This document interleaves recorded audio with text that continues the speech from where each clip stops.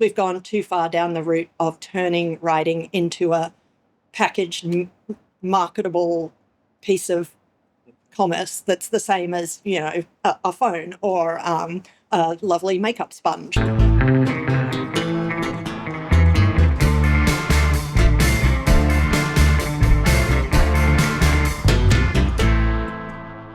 Hi, my name is Jane Rawson, and I'm here to talk about my new book, Human Nature, which is out now with NewSouth. This book was written to answer some questions that I had for myself, which were about why do I think the things that I think about nature? I've had a reasonably long career working in conservation, in government policy, as a writer, always, not as a scientist. And during that career, all sorts of questions have come up about why we think the way we do about nature, why we make the kinds of decisions that we make about nature. What's our history of thought about nature in white Western society? So I wanted to answer some of those questions for myself and also to think about what it is about my upbringing and my family that's made me think this way, and to unpick those a bit in the hope that I would find some answers that would help me address the issues we have with nature better in future. And then I made it into a book in the hope it might help some other people with questions they have as well. One of the big questions that comes up a lot in conservation is how we should deal with altering nature to make it work better. One of the things conservationists do is come to nature in the situation that it is in now and say, this is wrong, this isn't working well, we've made a mess of this, what can we do to fix it? And the answers to that are various, depending on your background and your beliefs. But I wanted to look particularly at some of the things that come up, including what are our ideas about restoration? So what is the type of nature that we're trying to return this nature to? We have an idea that things were better in the past. What do we mean by that? When in the past? Why do we choose those particular times in the past? What is our vision of that? And how much is that affected by nostalgia, which might be, I realized in my case, I had a nostalgia for the 90s because I was relevant then and the things I liked then were important. I liked the way politics was done better then. And I could sense that this sort of nostalgia was affecting my ideas about when the world was better and might be affecting my ideas about how I thought we could do nature better. Another question that comes up a lot in conservation is what to do about introduced species. And usually the reaction in Australia is to kill them, or at least to kill a subset of them. We have species that we're opposed to, things like cane toads, other species that we're not so worried about, like trout, even though they're just as destructive to native species. So these species that we have taken against, if you will, our response to that is usually to kill them, and often in ways that are emotionally quite virulent. We tend to hate those animals. So I wanted to also have a think about how is it that we choose the animals that we hate? Why do we feel this sort of shutting down of our care for them is so important in these decisions to remove them from the landscape? I was also very interested in our ideas about extinction. So I wrote a chapter about extinction and species, how we understand what a species is, when we decide that the disappearance of a species is important and when we don't care so much about it. I was also really interested in the idea of humans as being special because we have rational minds. This is a thing that we often lean into quite heavily. It's what makes us different from other animals, is that we make rational decisions. So I wanted to have a look at the times when my rationality has broken down due to anxiety. And I wanted to look at some of the other ways that animals understand the world that aren't rational decision-making through things like sound and listening that we're very bad at. So bringing those together also with a discussion about my father, who is suffering from Alzheimer's, whose rationality has completely collapsed. And what does that mean about what we think of him as a special person, as a human being? Does it mean he's relegated to a different sphere of living where we don't need to care about him? And that sort of led me on to ideas about death as well, because it does seem like one of the ways that humans are exceptional in the world is that we don't like our bodies to go back into the system of nature once we die. We like to keep this meat to ourselves after we're gone and not have anybody else feed off it or turn it into anything else. So I wanted to think about humans as food for other creatures, both when we're alive and when we're dead. So those are some of the ideas I explored in these essays in the book. I've been a writer now since the early 90s, I think, is when I finished my journalism degree. And throughout my writing career, my main ambition, I think, has been to make things clear for other people.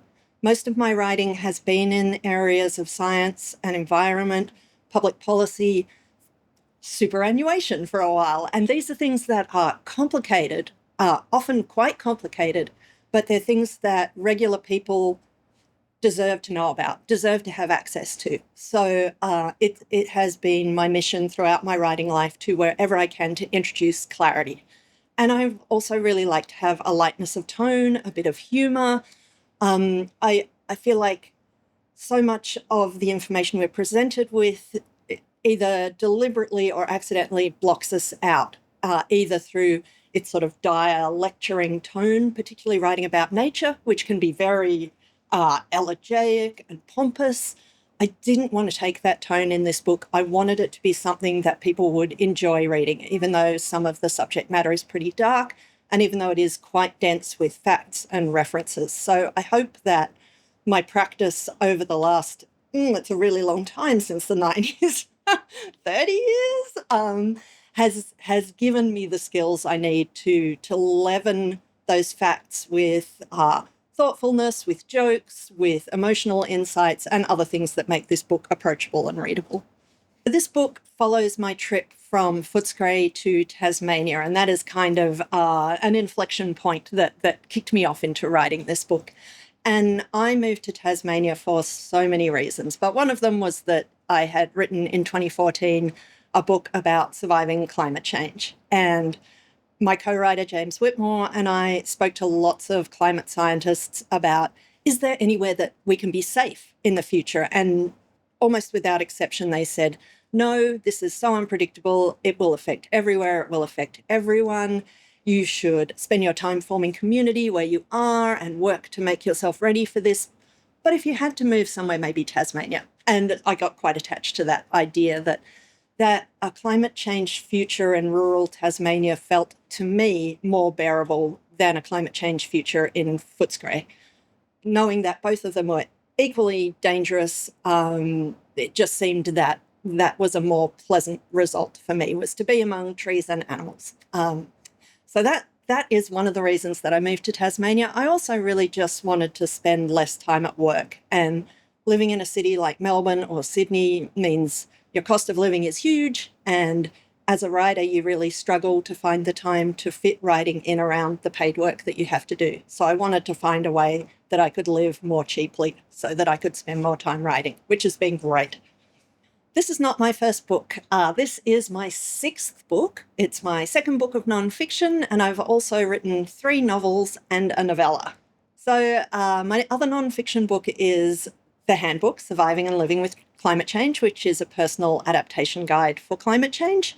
And I have written 2 novels that are historical speculative fiction, From the Wreck and A History of Dreams, both of which are based on the history of my family in South Australia, both of which include speculative elements. So one is about a shipwreck that my great-great-grandfather was in. In my version, he meets an alien and they have a very complicated relationship. The other one is about my grandmother and her group of friends in the 1930s in Adelaide. In this case, they're witches fighting the uprising of a Nazi government in Australia. And I've also written a very short book called Formaldehyde, which is about identity. Someone loses their arm, gets somebody else's arm, and gets all their memories and dreams along with it. And my first novel was a book called A Wrong Turn at the Office of Unmade Lists, which is set in a future climate change Melbourne, but also in a completely imaginary San Francisco. As a writer of fairly strange fiction and somewhat niche nonfiction, my writing is not particularly commercial. I think there are very few writers in Australia who can make a living just from their books, and I am certainly not among them. So throughout my career, I have had to fit writing in around making money. Most of the money making I do has been working in communications for science organisations, conservation organisations, the public service, and just fitting the writing in around the edges of that. At the moment, I am the managing editor for Island magazine, which is Tasmania's premier literary magazine.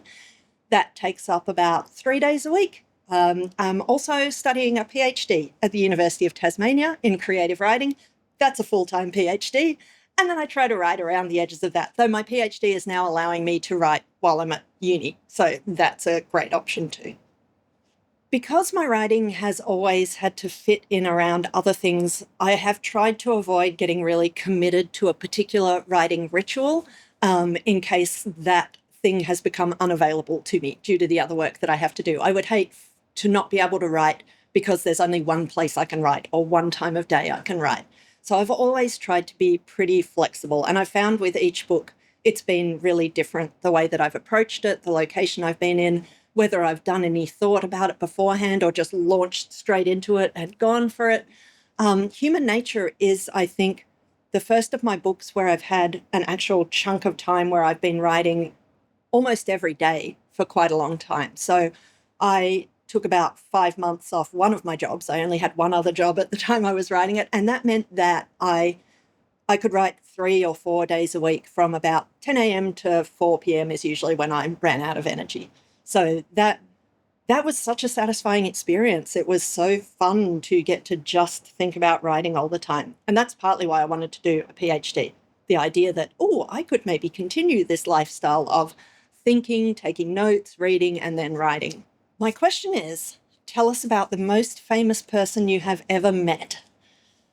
And I think it's probably Sting, which happened because I faxed his tour manager in the 90s, the early 90s, and claimed I was the head of a rainforest action group at university, which was completely untrue, in an effort to try and get him to come to talk at our university. And his manager said he would not be available to do that. He had a very busy schedule, but would I like to come along and meet him at this private talk he was doing at a local primary school?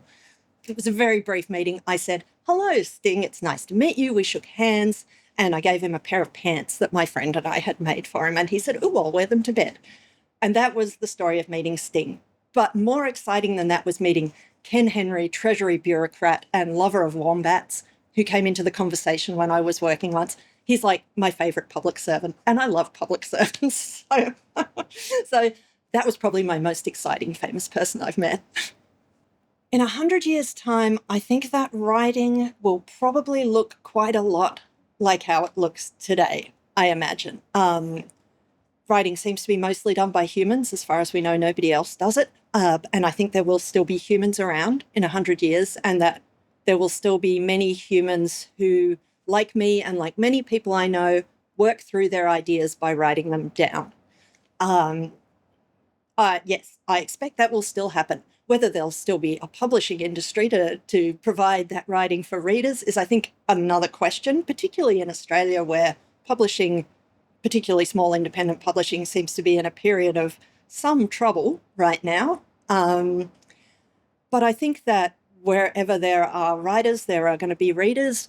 And I'd kind of like to see a future, I won't see it, obviously, in 100 years, where there are more non-commercial, non-capitalist ways of writers matching up with readers, sharing work with them, and somehow neither of them starving to death or losing a lot of money in that process. It feels like we've gone too far down the route of turning writing into a packaged, marketable piece of commerce that's the same as, a phone or a lovely makeup sponge or something like that. And I would like to see other ways of approaching the sharing of writing with readers.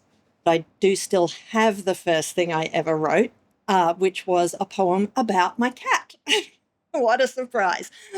Which would have been when I was 4 or 5, I think, a little illustrated poem that I wrote about my cat. Before that, I did also write lots of very tiny, tiny little books about this big, but I don't think the writing in them was actual writing. It was just scribbling. I've always loved miniature things. The writers who have made the biggest impact on me, I think, were fairly early on in my reading career. And I think they were the writers who were happy to mess around with form, who didn't see writing as a serious literary undertaking, who managed to combine difficult, challenging ideas with accessible, entertaining writing, and who were a bit weird. So it's writers like Douglas Adams and Kurt Vonnegut.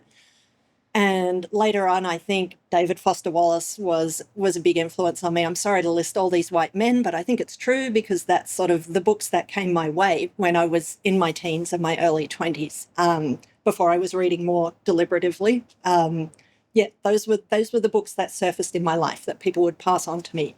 And I think with all of those kinds of writers who approached writing as a chance to do something different to the other books out there, without excluding people through their experimentalism, welcoming people in through their experimentalism.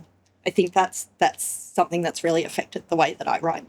Because I'm doing a PhD in creative writing at the moment, the main thing that's next for me is the novel that I'm writing as part of that PhD. And my PhD question is essentially, how is nature represented in fiction that's set in Tasmania? And what are Indigenous academics in Australia saying about the way that white writers write about nature in Australia? And how can I think about writing my first Tasmanian novel with those things in mind? And at the moment, it feels like that novel will be set in space. So that's the project I'm on at the moment. It's a Tasmanian nature novel set in space. My pleasure.